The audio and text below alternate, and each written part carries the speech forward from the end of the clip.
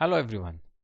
In our last video, we used the function modules which we created, function modules with parameters, and made programs to draw circle and sine wave. And that helped us to understand why function modules with parameters are so important.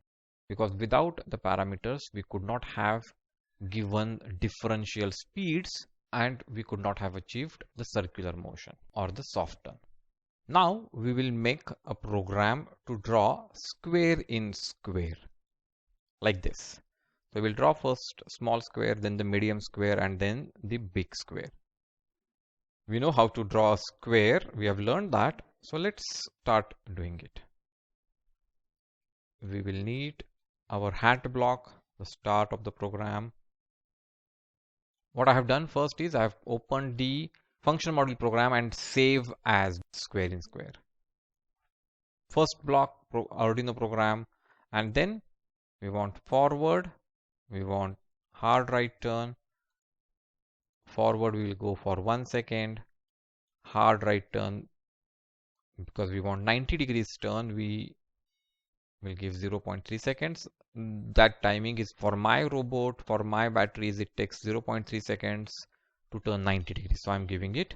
You may have to change it based on your speed of motors and your battery voltage.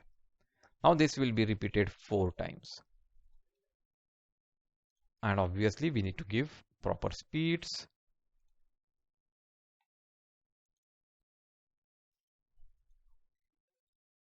And finally way stop.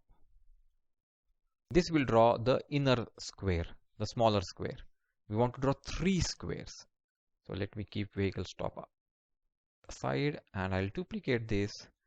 I will put it here, and this time I'm going to give this forward wait as 1.5 seconds. Why? Because I want to go slightly more distance and then turn.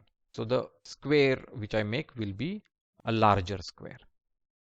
And for the third one, again, I will duplicate, and here I'm going to do 2 seconds.